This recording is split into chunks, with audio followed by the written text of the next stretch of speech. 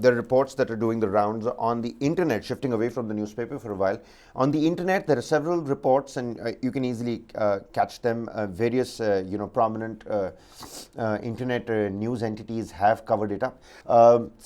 Indian consulate in San Francisco. There are some pictures also. There was vandalism. It was attacked. Vandalism, I believe, if you're looking at the pictures, is the right word. But then again, these are pro-Khalistani groups, or look like pro-Khalistani groups because of their outfit. The latest details, Varghese, what have you picked up? Well, there is a local channel that the Hindustan Times is quoting about in their online article. So I'll just read some excerpts of it, so that will give you the story right now. What you said is true. There's been an attack on it. What the local channel is saying is this, that Khalistani radicals set the Indian consulate on fire between 1:30 a.m. and 2:30 a.m., but it was quickly doused by the San Francisco Fire Department. The report added that while the damage was limited, no staffers were injured in the incident. Khalistan supporters reportedly released a video in connection with that incident, and of course, they have said that they have not been able to verify. Any word from the authorities in San Francisco? Well, what we understand is that some of the higher-ups in the diplomatic corps of the US has condemned it and said that they will give investigating the matter. And the issue over here is that why target Indian consulates? I mean, this is not the first time that they are doing this. This is being attacked again.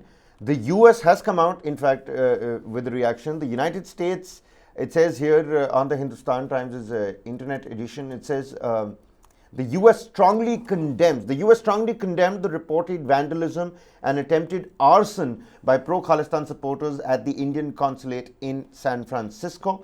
The United States on Tuesday strongly condemned. Diya TV, a local channel, reported that Khalistani radicals set the Indian consulate on fire between 1:30 a.m. and 2:30 a.m., but it was quickly doused by the San Francisco Fire Department. The report added that while the damage was limited, no staffers were injured in the incident. Khalistan supporters reportedly released a video that you were talking about as well, Varghese, in connection with the incident. They're saying here that Hindustan Times themselves have not been able to independently verify the authenticity of the video, but Diya TV, this 24/7 free local TV channel over there, has put it out on their social media platform. Well, I think since it's not verified, let's not put out that video right now, because everybody is saying that it's an unverified footage. Right. So once we get to know what is the source of that footage, and if it is important enough, we will try to go ahead and put it out. But under the larger lens, I mean, these attacks from Canada to the United States to Australia. London, they tried to pull down the tricolour from the UK High Commission office, the Indian High Commission office in UK.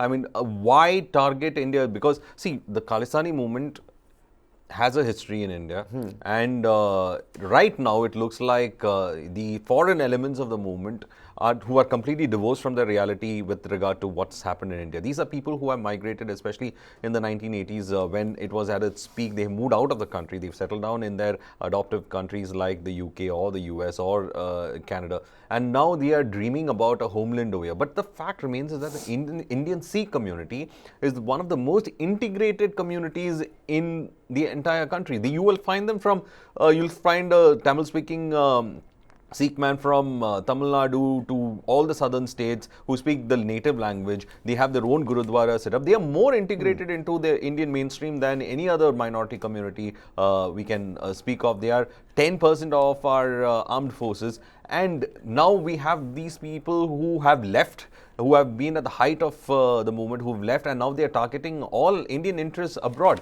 Our consulates especially is being, being targeted. Does Amritpal's one call a week rule include lawyer talk? Wife asks jail authorities. And Amritpal was also at the center of this entire furor. You know what happened at the Ajnala jail. The amount of people who had come out in support of Amritpal just to make sure that he comes out of the jail premises. And after that, he was declared a national fugitive. And the entire country was behind him. And people were trying to trace, where he was, where did he go into, is he in Bihar, is he in Nepal, is he still in Amritsar, somebody's seen him in Ludhiana. All of that began happening when people started talking about Khalistan rearing its head again. But then why symbolism? whatever symbols are represented for the consulate is the symbol of the country. And it's in San Francisco. You are going behind all the symbols that are considered to be part of India, and any attack on it, I think it will boil the blood of any Indian at the end of the day.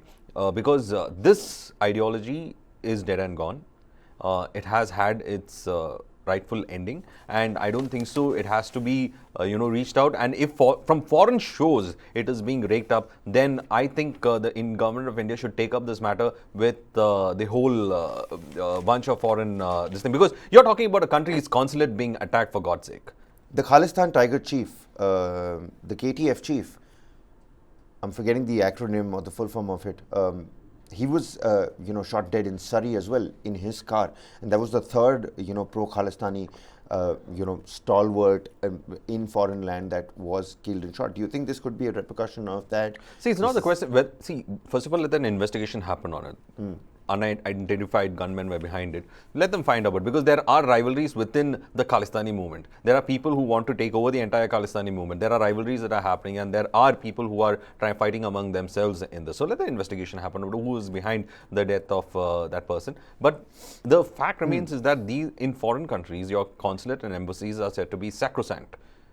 Absolutely. With the same kind of thing happened when it comes to Chinese embassy and we're talking about in an United here, States. An alleged arson here, 1:30 to 2:30 a.m. in the wee hours of the day. Arson. That's what I'm saying. I mean, would this happen to any other foreign consulate that is there? If take a neighboring China, would it happen to their foreign consulate, the consulate that is there outside in a country like the United States? It's just that India's consulates are very soft targets nowadays. That's why, because the foreign governments are not giving the kind of protection it's supposed to get. And whether it be Canada, whether it be UK, whether it be and the US United States has to do more than just come out and say that we strongly condemn. Condemn. They tried to burn down the consulate. This particular consulate has been attacked for the second time. That's what needs to be paid They tried to attention burn down the consulate, and there was a planned arson that was looking, and therefore they have to open up a criminal proceedings on this. They have to get the people who are behind this on book, and I think the Indian government should also pressurize these nations, because a lot of nations seem to be pontificating about what should happen in India.